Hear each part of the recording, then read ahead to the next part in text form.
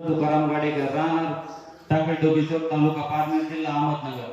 मी या ठिकाणी 2018 साली आलो होतो. म्हणजे त्याच्या आधी आपली दूरदाऱ्याची हिवरे गोल्डेची ते त्यांचा मनक्याचा आधार होता. ते म्हटले तिकडे गेल्यावर बरं होते. मग त्यानंतर मी म्हटलं असं होऊ शकत नाही का मलकापूरला गेल्यावर असं होते.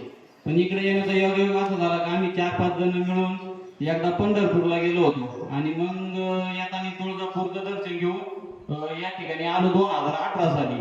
आणि मग ते म्हणते या ठिकाणीच मलकापूर आहे.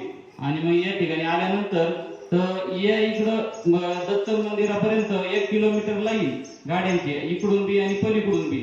आणि येडेश्वरीच्या मंदिरापर्यंत बी इकडून बी 1 किलोमीटर लाईन आणि तिकडून बी लाईन. मी म्हटलो असं एवढं गर्दी या ठिकाणी आल्यानंतर पाहिले हो. मी बी चकित झालो. म्हटलं या होऊ शकतोय.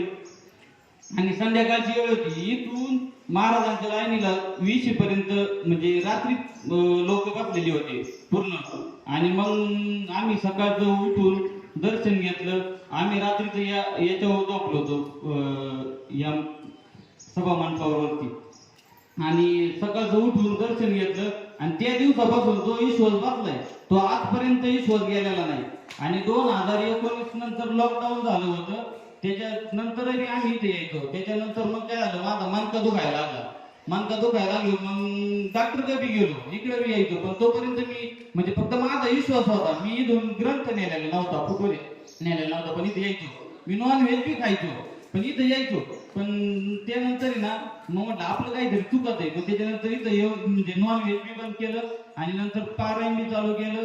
त्याच्यानंतर मनक्याचा आजार बी गेला. डोकं दुखत होतं. डोकं बी दुखायचं बंद झालं. त्याच्यानंतर माझी टाकळी डोक्याची ऑफिस होती.